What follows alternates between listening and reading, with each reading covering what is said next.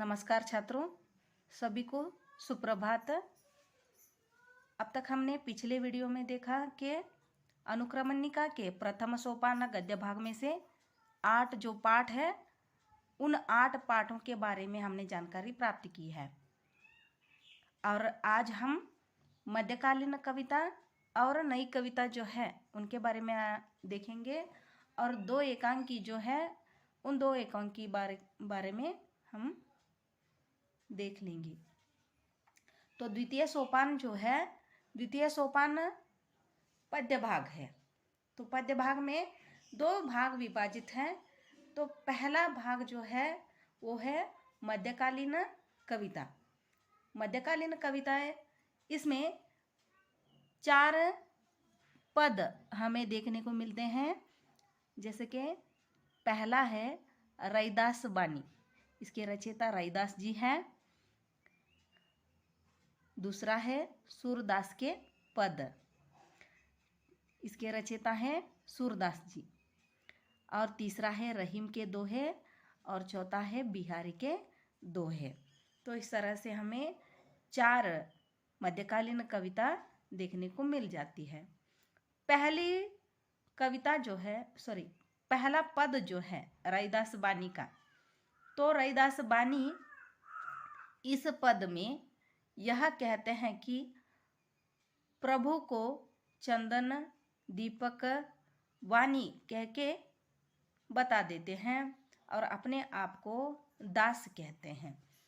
तो यानी प्रस्तुत रैदास बानी के पदों में हम यह देखने को मिलता है जैसे कि भगवान के प्रति अपना दास भाव को प्रकट करते हैं और दास भाव को प्रकट करते हुए राम को पूर्ण समर्पण भाव से स्वीकारते हुए रैदास जी स्वयं को, जैसे अपने आप को वह पानी कहते हैं, बाती कहते हैं, धागा कहते हैं और अपने आप को दास संबोधित करते हैं। और प्रभु श्री राम को चंदन, दीपक, मोती और स्वामी के रूप में स्वीकार करते हैं। तो इस तरह से वह पहले 2 पंक्तियों में इस तरह से राम को प्रभु के रूप में और अपने आप को दास के रूप में उन्होंने प्रकट किया है। और 2 पद जो है उसमें यह बताया गया है कि परिश्रम का महत्व क्या होता है और परिश्रम करते हुए अपना खाना खाना चाहिए, क्योंकि बिना परिश्रम के कोई सफलता प्राप्त नहीं कर सकता है और कौन परिश्रम करके खाता है वही नेक कमाई कहलाती है। और साथ ही में यह कहते हैं कि परिश्रम के महत्व के बारे में कहते हैं और समता भरे समाज को परिभाषित करते हैं। समता भरे समाज यानी कि यहाँ पे कोई ऊंचा नीचा ऐसा कुछ नहीं होना चाहिए, यानी कि समाज होने के नाते सभी एक समान होना चाहिए। जैसे कि कोई गरीब अमीर इस तरह का भेदभाव वहाँ पे न नजर आते हुए सभी को अन्न मिलना चाहिए, इसके बारे में वह रैदास जी बता देते हैं। तो इसी तरह से दूसरा पद हमें देखने को मिलता है, वो है सूरदास के पद। सूरदास यह एक कृष्ण भक्त माने जाते हैं। तो कृष्ण के प्रति इनका अनादर भक्ति है। तो यह गोपिकाओं के साथ चलने वाली कुछ संवाद के बारे में और माखन चोरी का जो प्रसंग है कृष्ण का, उसके बारे में इस पद में हमें देखने को मिल जाती है सूरदास के पद में। और उसी तरह तीसरा पद जो है वो है रहीम के दोहे। रहीम के दोहे इस पद में हमें यह देखने को मिलता है कि कवि रहीम ने मनुष्य के जन्म की सार्थकता के बारे में कहा है, यानी कि मनुष्य योनि में जन्म ली है तो उसकी सार्थकता हमें लेनी चाहिए। और साथ ही में कर्म योग के बारे में उन्होंने बताया है। मनुष्य की प्रतिष्ठा, अहंकार और वाणी की मधुरता के बारे में, सांसारिक वस्तुओं की नश्वरता के बारे में आदि के संबंध में विचार में उन्होंने इस पदों में प्रकट की है। तो इस तरह से रहीम के दोहे यह एक पद हो चुका है। और चौथा पद जो है वो है बिहारी के दोहे।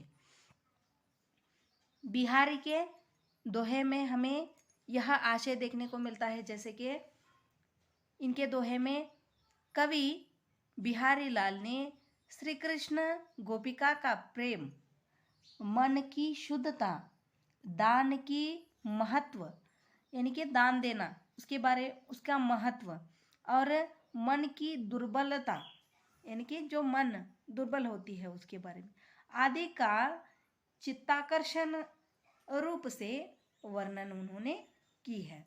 यानी कि बिहारी भी श्री कृष्ण के वर्णन उन्होंने अपने पदों में किया है। तो इस तरह से 4 पद जो है वो आपके इस साल के सिलेबस में, यानी कि पीयूसी द्वितीय साल के सिलेबस में हमें देखने को मिल जाती है। और आगे बढ़ते हुए हम देखेंगे कि आधुनिक कविता में हमें पूरे 6 पद्य देखने को मिल जाते हैं। जैसे कि अधिकार पद्य जो है यह है महादेवी वर्मा जी का। गहने, कायर मत बन, एक वृक्ष की हत्या, भारत की धरती हो गई है पीर पर्वत सी। तो अधिकार पद्य जो है इसके रचयिता हैं महादेवी वर्मा। इनको आधुनिक मीराबाई कहा जाता है। तो महादेवी वर्मा के जो रचनाएं हैं बहुत ही उत्कृष्ट रूप से हमें देखने को मिल जाते हैं। पद्य हो सकता है और उनके अलेखनियाँ भी हो सकती हैं। तो अधिकार पद्य में हमें यह देखने को मिलता है कि मनुष्य जो जन्म लिया है उसे संघर्ष पथ पर आगे बढ़ते हुए जिंदगी की सार्थकता को अपनानी चाहिए। यानी कि उसके लिए उन्होंने उदाहरण दी है, जैसे कि फूल खिल जाती है और शाम होती ही वह मुरझा जाती है, यानी कि वो भी मिट जाती है। यानी कि बहुत सारे ऐसे उन्होंने उदाहरण देते हुए कहा है कि जो पैदा होती है तो यानी कि जिसका आरंभ है तो उसका अंत भी होता है। तो इसलिए वह मनुष्य होने के नाते उसका भी यह अधिकार बन जाती है, उसको भी मर मिटने की एक अधिकार उसमें होनी चाहिए। यानी कि जीवन भर, यानी कि हमेशा खुश रहना इतना ही नहीं बल्कि दुख दर्द को झेलते हुए, जीवन को अपनाते हुए, संघर्ष पथ पर आगे बढ़ते हुए अपने जीवन की सार्थकता कर लेनी चाहिए। इस तरह से अधिकार पद्य में हमें देखने को मिल जाती है। और दूसरा पद्य जो है वो है गहने। इसके रचयिता है, यह एक अनुवादित कविता है। अनुवादित यानी कि जो कन्नड़ में है उसे हिंदी में अनुवादित किया गया है। अनुवादित करने वाली कवियत्री जो है उनका नाम है डॉक्टर एम विमला जी। तो गहने यह जो पद्य है, ये पद्य कन्नड़ में वडवेगळु नामक कविता से रचाया गया है। इसके रचयिता है कुवेंपु जी। कन्नड़ के महान कवि ಕುವೆಂಪು जी इसके ರಚಯಿತ है। ಅಂದರೆ ಗಹನೆ ಅಂತಕ್ಕಂಥ ಒಂದು ಪದ್ಯ, ಈ ಒಂದು ಪದ್ಯವು ಕನ್ನಡದಲ್ಲಿ ಒಡವೆಗಳು ಅಂತಕ್ಕಂಥ ಒಂದು ನಾಮಾಂಕಿತದಿಂದ ರಚನೆಯಾಗಿದೆ. ಇದರ ರಚನಾಕಾರರು ಯಾರಂದರೆ ಕುವೆಂಪು ಅವರು. ಈ ಒಡವೆಗಳು ಅಂತಕ್ಕಂತಹ ಒಂದು ಪದ್ಯವನ್ನು ಹಿಂದಿಯಲ್ಲಿ ಅನುವಾದ ಮಾಡಿರ್ತಕ್ಕಂಥವರು ಡಾಕ್ಟರ್ ಎಂ ವಿಮಲಾ ಅವರು. ಒಡವೆಗಳು ಅಂದರೆ गहने यानी कि जो हम पहनते हैं, जो सोने के होते हैं, जो महंगे होते हैं। तो इस तरह के गहने जो बहुत कीमती होती है, तो इस पद्य में हमें यह देखने को मिलता है, जो माँ अपनी बेटी को सुंदर दिखे और सभी उसकी तरफ ही देखे, इसलिए अपनी बेटी को सजाना चाहती है, उसे गहने पहनाना चाहती है। लेकिन बेटी जो है वह इन गहनों से दूर ही रहना चाहती है। क्यों दूर रहना चाहती है? क्योंकि उसे गहने पसंद नहीं हैं, बल्कि उसे यह पसंद है, वह एक छोटी सी बच्ची है, तो बच्चे होने के नाते उसे अपने बचपन को अनुभव करना चाहती है और साथ ही में वह खेलना चाहती है, मिट्टी में खेलना चाहती है। तो जब वह मिट्टी में खेलने जाएगी तो गहने उसे बहुत तकलीफ करते हैं और नए कपड़े माँ पहनाना चाहती है, लेकिन बेटी नई कपड़ों को नहीं पहनना चाहती है। क्यों नहीं पहनना चाहती है? क्योंकि उसे अगर वह नया कपड़ा पहन के खेलने के लिए चली जाएगी, मिट्टी में खेलेगी, तो क्या हो जाएगी? उसके सारे कपड़े गंदे हो जाएंगे। तो इसलिए बेटी यह कहती है, मुझे रंगीन कपड़े भी नहीं चाहिए, मुझे गहने नहीं चाहिए, मैं जैसे हूँ वैसे ही मुझे रहने दो माँ, क्योंकि मुझे खेलना पसंद है।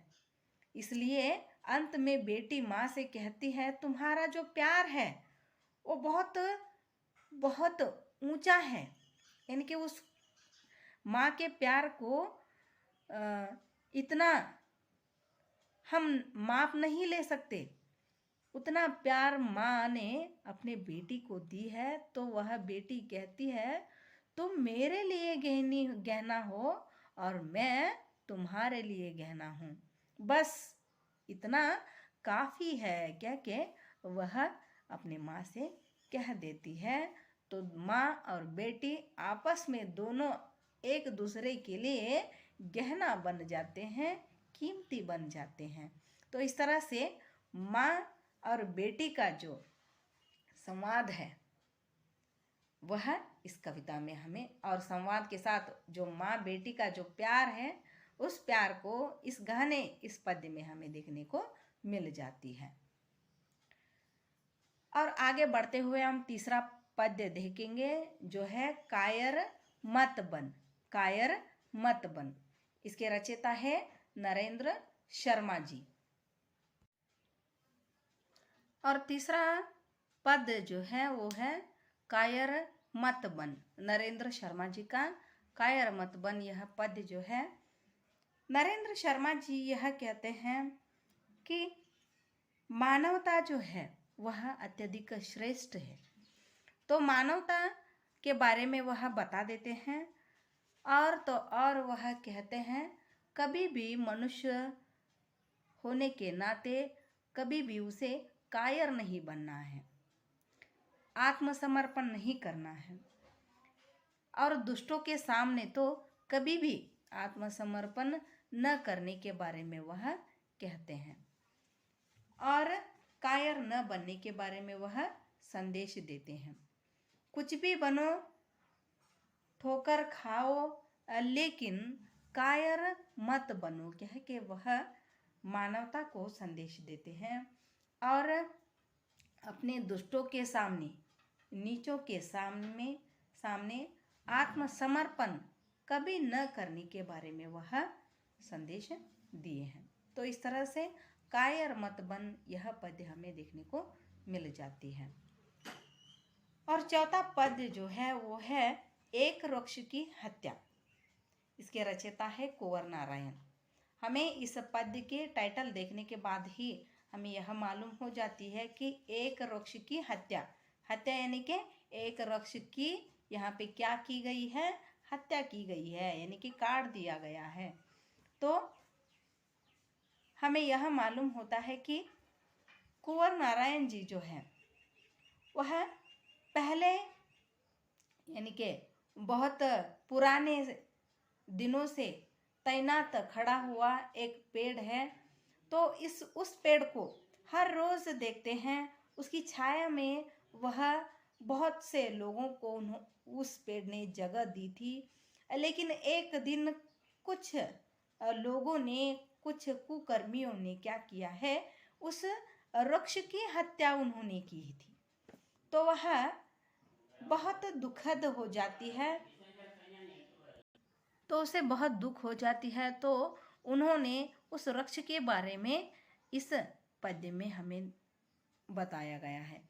जैसे कि वह एक बूट पहना हुआ, हाथ में राइफल, राइफल यानी कि बंदूक, बंदूक थामे, जैसे कि उनकी डालियों को देखने के बाद वैसा महसूस होता है कि उसने एक सैनिक के तौर पर जिस तरह से तैनात खड़ा नजर आता है, तो उसी तौर पर वह वृक्ष भी हमेशा नजर आती थी।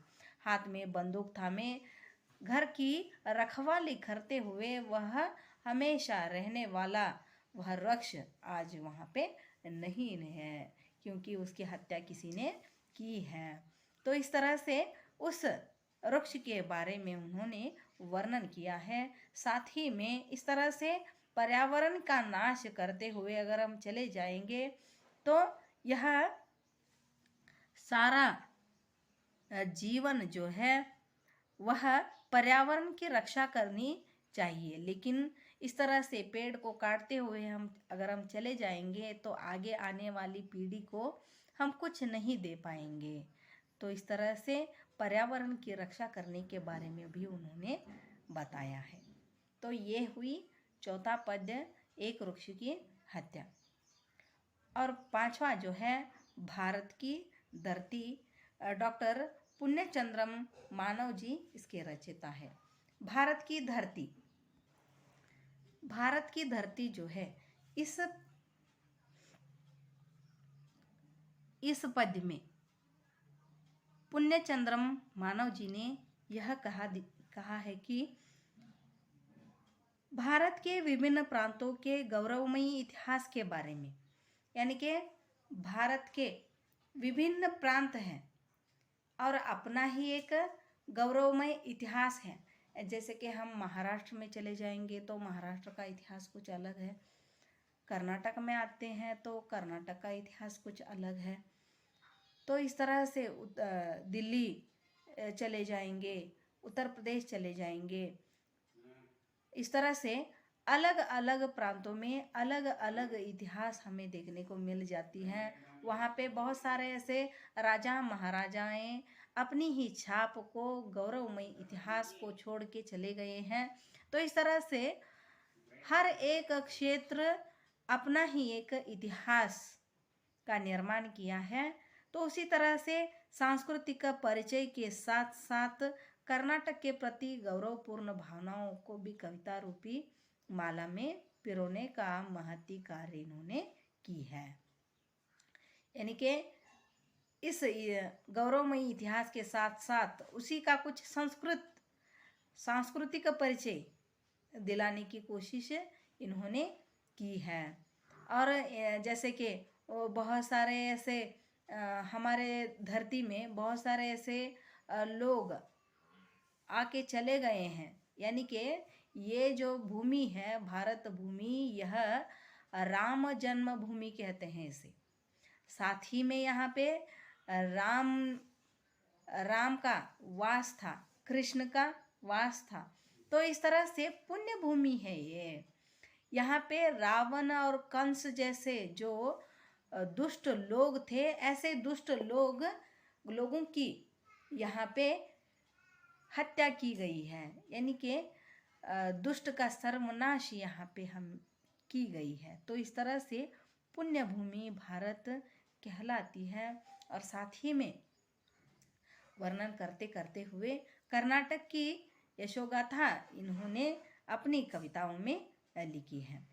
और कर्नाटक की प्रति गौरवपूर्ण जो भावना है, उस भावना को भी इस यानी कि इस पद्य में हमें देखने को मिल जाती है। वो है पांचवा भारत की धरती।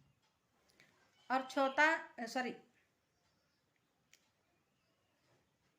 सातवां नंबर जो है हो गई है पीर पर्वत सी। यह जो है यह एक गज़ल है। गज़ल यानी कि जैसे कि गज़ल एक अपना ही एक नमूना होता है गज़ल का। वो इसका ज़्यादा से ज़्यादा ज़िक्र हमें उर्दू में देखने को मिल जाती है। यानी कि जिस तरह से पद्य होते हैं उसी तरह से, लेकिन वो एक गज़ल कहलाती है। तो इस तरह से हो गई है पीर पर्वत सी, यह दुष्यंत कुमार इसके रचयिता हैं। दुष्यंत कुमार जी ने जो इस गज़ल की रचना की है वह साये में धूप नामक गज़ल संग्रह से इसको चुना गया है। और देश के बारे में इन्होंने बताते हुए, जैसे कि हिमालय जितना बड़ा है तो उसी तरह से हृदय में होने वाले जो भावनाएं जो होती है वो भी उतने ही बड़े होते हैं।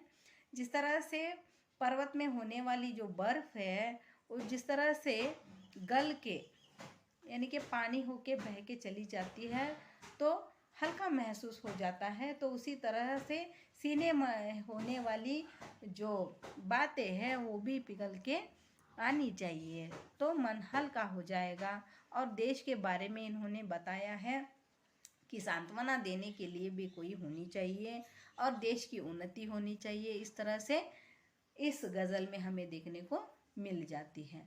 दुष्यंत कुमार के जो रचना है वो है हो गई है पीर पर्वत सी। यह एक पद्य आपके लिए है। और आगे बढ़ते हुए हम देखेंगे तृतीय सोपान जो है अपठित भाग कहलाता है। तो अपठित भाग कहलाता है तो इसमें हमें 2 पार्ट देखने को मिल जाते हैं। जो है पहला है सूखी डाली, इसके रचयिता जो है वो है उपेंद्रनाथ अश्क जी। और दूसरा जो है वो है प्रतिशोध, इसके रचयिता है डॉक्टर रामकुमार वर्मा जी। तो ये जो 2 अपठित भाग के पाठ जो है ये दोनों एकांकियां हैं। तो पाठ से कुछ ज़्यादा बड़े हो जाते हैं, यानी कि बड़े होते हैं। ये पाठ जो है वो छोटे होते हैं तो पाठ से कुछ ज़्यादा बड़े होते हैं। तो इसी तरह से सूखी डाली जो है, सूखी डाली यानी कि कन्नड़ में उसे कहते हैं वनगिद टोंगे अंतले, वनगिद टोंगे यानी कि सूखी डाली यानी कि एक पेड़ होती है तो पेड़ में बहुत सारे डालियां होती है और डालियों में पत्ते खिलते हैं, फूल खिलते हैं, फल खिलते हैं। तो इस तरह से डालियों में होने वाले हरे भरे पत्ते फूल फलों से वो भरी हुई जब नज़र आती है पेड़ तो वो बहुत अच्छी देखने को मिल जाती है। अगर वही पेड़ में कोई डाली सूखे तो सूख जाए तो उसमें कोई पत्ता नहीं रहता है, फल फूल कुछ नहीं लगते हैं, तो वो सूखा नज़र आता है। तो वो देखने के लिए किस तरह से होती है। तो इस तरह से एक भरी कुटुंब यानी कि एक सम्मिलित कुटुंब के बारे में हमें इस पाठ में देखने को मिल जाती है। इसके प्रमुख जो है वो है मूलराज है उनका नाम। तो उपेंद्रनाथ अश्क जी ने एक सम्मिलित कुटुंब के बारे में बहुत अच्छे रूप से यहाँ पे प्रदर्शित की है। एक नाटक के यानी कि जो एकांकी है जो नाटक के तौर पर चलती है तो एक बरामदा होता है, यानी कि एक स्टेज है तो वहाँ पे बरामदा नज़र आती है। तो बरामदे में हमेशा कोई ना कोई काम करते हुए नज़र आते हैं। तो उसी बरामदे में चलने वाले कुछ वार्तालाप उनके घर वाले, जैसे कि मूलराज यानी कि वो जो दादाजी हैं एक बड़े बरगद पेड़ की तरह अपने आप को समझते हैं और अपने बेटों को बहुओं को और पोते पोतियों को वह अपने डाली में होने वाले पेड़ में होने वाले डाली समझते हैं और सभी डाली होने से ही एक पेड़ बन जाती है। जिस तरह से एक कुटुंब का निर्माण से ही समाज का निर्माण होती है, समाज के निर्माण से ही राष्ट्र की निर्माण होती है। इस बात को यहाँ पे उन्होंने कह दिया है। तो इसमें से कुछ झगड़े बगड़े भी हमें देखने को मिल जाती हैं, लेकिन कुछ भी हो यह सूखी डाली जो है बहुत ही सुंदर पाठ आपके इस साल में हमें देखने को मिलती है। तो इसके लिए भी एनुअल एग्ज़ाम में आपको मार्क्स मिलने वाले हैं, जैसे कि 8 मार्क्स तो इस पार्ट के लिए आपको मिलने ही वाले हैं। तो दूसरा पार्ट जो है प्रतिशोध, इसके लिए भी आप 7 या तो 8 मार्क्स लेंगे, यानी कि जो हर एक पार्ट के लिए एक यानी कि इतना इतना मार्क्स दिया जाता है। तो सूखी डाली और प्रतिशोध भी उससे कुछ परे नहीं है, यानी कि इसके लिए भी मार्क्स होने वाले हैं। इसके लिए 8 मार्क्स हैं तो इसके लिए 7 मार्क्स, इसके लिए 8 मार्क्स है तो इसके लिए 7 मार्क्स। तो इस तरह से वे डिवाइड करके दे देते हैं, यानी कि दोनों पार्ट ही हमें इम्पोर्टेंट है। तो उसी तरह से प्रतिशोध पार्ट भी जितना सूखी डाली इम्पोर्टेंट है उतना ही प्रतिशोध भी हमें इम्पोर्टेंट ही कहलाती है। प्रतिशोध जो है इसके रचयिता है डॉक्टर रामकुमार वर्मा जी। यह एक, मैंने शुरुआती में कहा है कि यह जो पाठ है प्रतिशोध पाठ जो है ये एक पौराणिक घटना के आधार पर रचाया गया है। तो इस पाठ में हमें प्रतिशोध की जो भावना है उस भावना को हमें ज़्यादा से ज़्यादा देखने को मिल जाती है। पंडित श्रीधर पंडित जो है उनके बेटे भारवी जो है उसने अंत में एक अपनी महत्ता को दर्शाता है, अपने परिश्रम का एक फल उसे मिलता है। तो वह बदले की भावना से इधर उधर भटकते हुए नजर आता है, लेकिन अंत में उसे मालूम होता है कि उसके पिता श्रीधर जो है उसकी अच्छाई के लिए उन्होंने डांटा है। जब उसे मालूम हो जाती है तो उसे अंत में क्या होती है, प्रतिशोध के बदले में उसे दंड मिलती है। तो दंड यह था कि अपने ससुराल में चला जाए और वहाँ पे अपना जो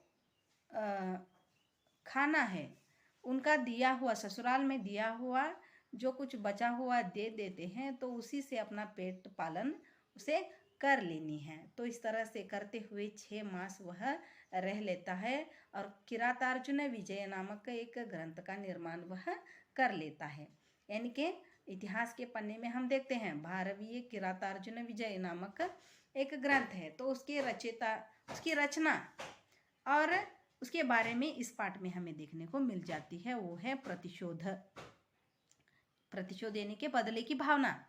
तो इस तरह से रामकुमार वर्मा जी ने एक पौराणिक कथा को आधारित बनाते हुए इस पाठ की रचना की है। तो इस तरह से हमें अनुक्रमणिका में होने वाले प्रथम सोपान, गद्य भाग, द्वितीय सोपान पद्य भाग और तृतीय सोपान जो है वो है अपठित भाग एकांकी। तो हमने इतने सारे पाठ के बारे में हमने जानकारी प्राप्त की है। साथ में हमें यह भी देखना है, इसके साथ साथ हमें ग्रामर भाग को भी हमें देखना है। ग्रामर भाग के बारे में भी हमें कुछ गौर करनी है, क्योंकि ग्रामर के लिए हमें 40 मार्क्स मिलने वाले हैं एनुअल में। यानी कि प्रश्न पत्र का जो ढांचा होता है, यानी कि ब्लूप्रिंट कहते हैं उसे, वो किस तरह से निकाली जाती है, किस भाग के लिए कितना मार्क्स देते हैं, तो उसका गौर भी हमें होनी चाहिए। तो देखो यहाँ पे उन्होंने किताब के पीछे पन्ने में दिए हैं तो गद्य भाग से, यानी कि गद्य भाग, उसके लिए 25 अंक है और पद्य भाग के लिए 20 अंक दिए गए हैं। अपठित भाग जो है उसके लिए 15 मार्क्स दिए हैं। तो व्याकरण के लिए 25 अंक मिलने वाले हैं। यानी कि गद्य भाग को जितने मार्क्स हैं उतने ही मार्क्स हमें व्याकरण के लिए भी है। यानी कि गद्य भाग जितना इम्पोर्टेंट है उतना ही इम्पोर्टेंट हमें व्याकरण भाग भी है। इसके लिए 25 मार्क्स मिलने वाले हैं और रचना के लिए 15 मार्क्स मिलने वाले हैं। यानी कि रचना और व्याकरण दोनों मिला के हमें 25 और 15 मार्क्स, यानी कि टोटल 40 मार्क्स हमें मिलने वाले हैं। तो इस तरह से अंक विभाजन में पूरे 100 अंक का इस तरह से विभाजन किया जाता है। यानी कि हमें जिस तरह से गद्य भाग, पद्य भाग, अपठित भाग हम देखते हैं, तो उसी तरह से हमें व्याकरण भी यहाँ पे देखना चाहिए। यानी कि व्याकरण में हमें यह मिलता है, जैसे कि मुहावरे होते हैं और अनेक शब्दों के लिए एक शब्द होती है। जैसे कि खाली जगह भरिए, खाली जगह में वो ऐसे देते हैं जैसे कि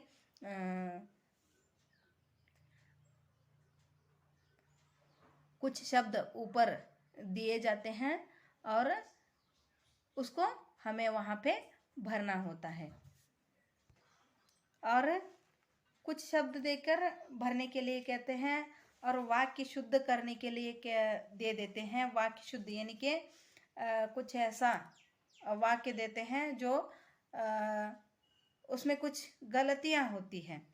तो जैसे कि उदाहरण के लिए सुजान एक पक्का कुआं बनवाया, इस तरह से देते हैं। तो हमें इस वाक्य को क्या करना है, सुधार कर वाक्य को शुद्ध करना है।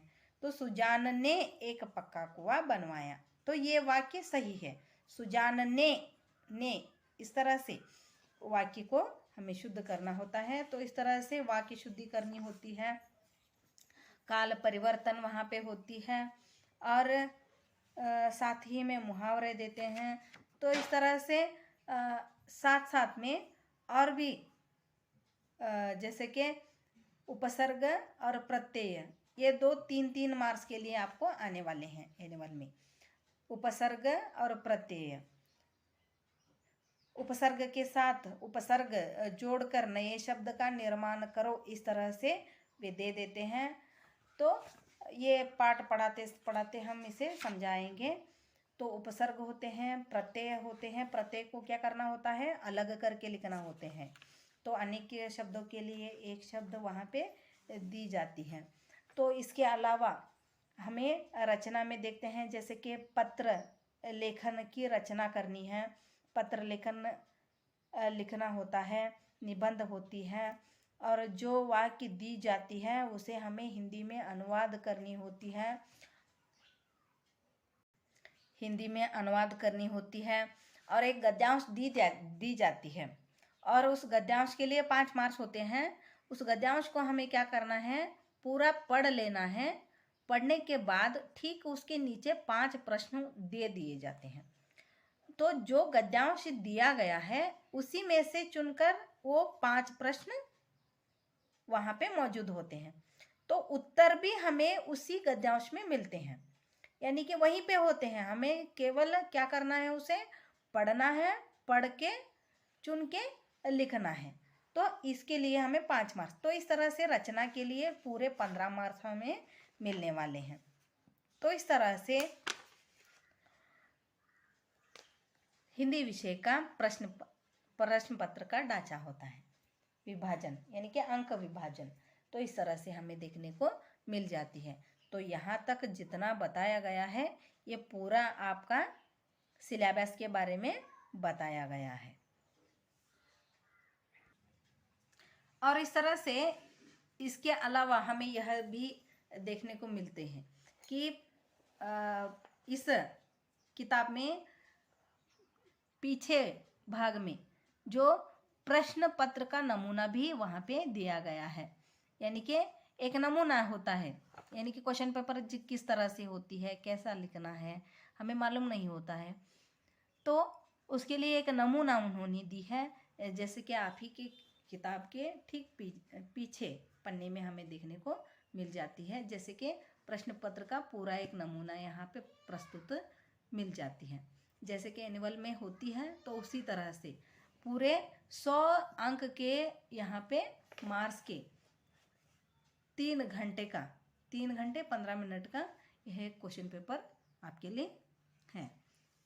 आप इसे देख भी सकते हैं। तो इस तरह से पूरे यहाँ पे दिए गए हैं। पूरा नमूना है। पूरा एक आप अपना किताब का पन्ना 184, 183 निकाल के देखोगे तो आपको नज़र आएगी।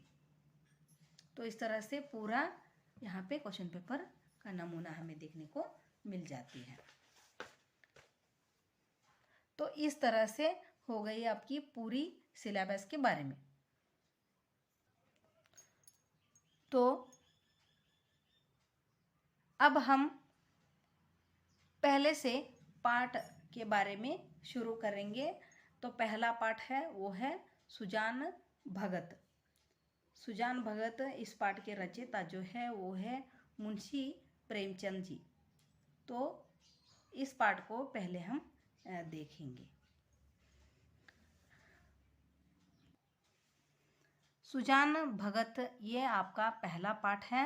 इसके रचयिता हैं मुंशी प्रेमचंद जी। प्रेमचंद जी पहले इसके लेखक के परिचय आज हम करवा लेंगे। उपन्यास सम्राट मुंशी प्रेमचंद जी का जन्म 31 जुलाई 1880 ईस्वी को काशी के निकट लम्ही नामक गांव में हुआ। यह लेखक जी जो है मुंशी प्रेमचंद जी, इन्हें उपन्यास का सम्राट कहा जाता है। यानी कि उपन्यास लिखने के यानी कि सम्राट, उतना माहिर थे ये उपन्यास लिखने में। तो इसलिए इनके बहुत सारे ऐसे रचनाएं हैं जो आज भी हिंदी विभाग में देखा जाए तो जिस तरह से कन्नड़ में कुवेंपु का नाम लिया जाता है तो हिंदी में मुंशी प्रेमचंद जी का नाम लिया जाता है। तो इनका जन्म काशी के निकट लम्ही नामक एक गांव में हुआ है। आपके पिता का नाम अजय बराय तथा माता का नाम आनंदी देवी था। इनका जीवन बहुत ही संघर्षपूर्ण रहा है। घर पर ही इन्होंने पढ़कर इंटरमीडिएट एवं बीए की परीक्षाएं उत्तीर्ण की। आप पहले नवाब राय के नाम से उर्दू लिखते थे, बाद में प्रेमचंद के नाम से ही हिंदी लिखने लगे। यानी कि यह पहले जो लिखना इन्होंने शुरू की थी तो यह पहले अपने नाम से नहीं बल्कि नवाब राय नाम से उर्दू में लिखते थे।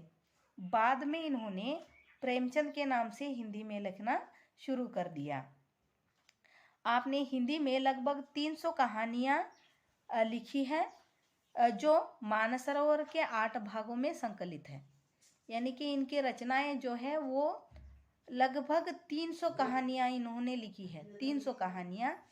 तो इन 300 कहानियों को मानसरोवर नामक 8 भागों में संकलित किया गया है। तो आपकी कहानियाँ आदर्शोन्मुख यथार्थवादी हैं। आपकी शैली में सरलता, सजीवता एवं प्रभावोत्पादकता है। मुहावरेदार भाषा का प्रयोग आपकी विशेषता है।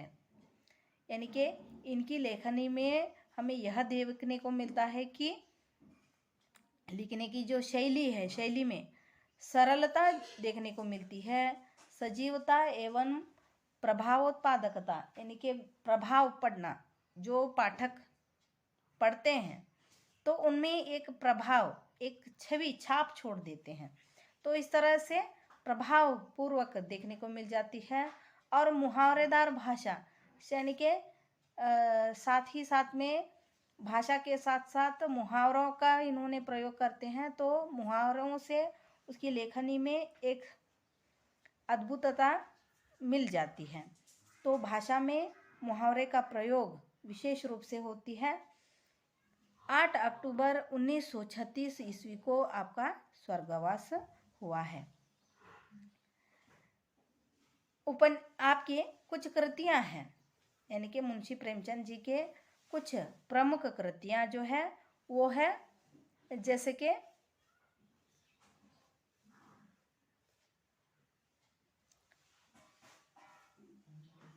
उपन्यास है उनके सेवा सदन, प्रेमाश्रम, रंगभूमि, निर्मला, कर्मभूमि, गबन, गोदान आदि इनके कुछ उपन्यास है। नाटक जो है वो है करबला, संग्राम, प्रेम की वेदी आदि, पंच परमेश्वर, ऐसे वो कहानी है। इस तरह से आदि इनकी नाटक है।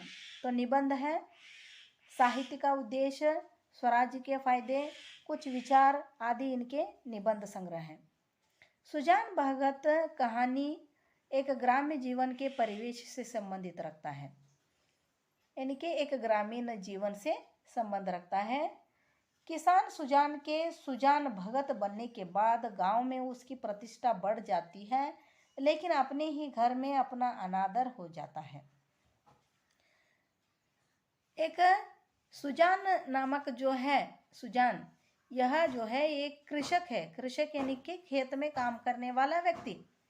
यह खेत में काम करने वाला व्यक्ति किसान जो है वो सुजान, पहले सुजान था, बाद में क्या बन जाता है, सुजान भगत बन जाता है। जब भगत बन जाता है तो गांव में उसका मान सम्मान प्रतिष्ठा सब बढ़ जाती है। लेकिन जब सुजान भगत बन जाता है तो अपने ही घर में उसकी मान प्रतिष्ठा सब कुछ खो लेता है, क्योंकि कुछ काम, भगत होने के नाते वो कुछ काम नहीं करता है, पूजा पाठ में लगे रहता है। तो पुत्र और पत्नी द्वारा अपेक्षित भगत अत्यधिक परिश्रम कर ऐसी फसल उगाता है कि बखारी में अनाज रखने को जगह नहीं मिलती। इस तरह वह अपना खोया हुआ अधिकार फिर प्राप्त करता है। इस तरह से अपने घर में ही अपना अनादर को देखने के बाद सुजान क्या करता है, फिर से लगान से परिश्रम करते हुए वह छाती फाड़कर खेत में काम कर लेता है और पत्नी और अपने पुत्र को वह दिखलाता है कि वो भी कुछ कम नहीं है। और इतना वह फसल उगाता है कि बखारी में अनाज रखने के लिए भी जगह नहीं मिलती। बखारी यानी के गोदाम, बखारी यानी गोदाम में अनाज रखने के लिए भी जगह नहीं मिलती है। उतना सारा फसल वह उस साल निकालता है और यानी कि उसने छाती फाड़ के काम करके फिर से अपना खोया हुआ जो अधिकार है उस अधिकार को फिर से प्राप्त कर लेता है। यानी कि इसका मतलब इतना ही है, इस पाठ का मतलब इतना ही है कि कठिन परिश्रम करने से ही मानव को धन, दौलत, मान, मर्यादा आदि प्राप्त हो जाती है। यानी कि कौन सा व्यक्ति जो है वह व्यक्ति कठिन परिश्रम करके अगर वह कमाता है, कठिन परिश्रम से वह काम करता है तो ही उसे धन भी मिलती है, दौलत मिलती है, मान मर्यादा मिलती है, सब कुछ उसे प्राप्त हो जाती है। यह संदेश विद्यार्थियों को देने हेतु तो इस कहानी का चयन किया गया है।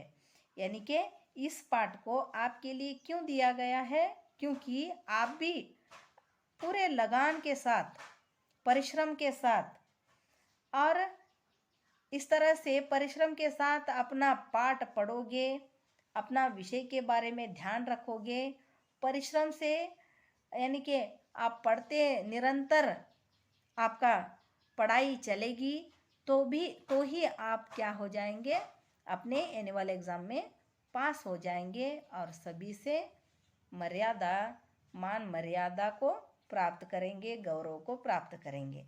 वरना अगर आप फेल हो जाएंगे तो सभी आपको दुत्कारेंगे और कहेंगे कि साल भर पढ़ाई की और कुछ न कर पाया, इस तरह से कह देंगे। इसलिए कठिन परिश्रम से ही मनुष्य को उसका फल उसे अंत में मिल जाता है। यही इस पाठ का चयन है। तो कल से हम क्या करेंगे, पाठ शुरू कर देंगे। आज के लिए इतना ही। लेखक का परिचय हुआ और पाठ का जो आशय है, आशय के बारे में जानकारी प्राप्त की। धन्यवाद।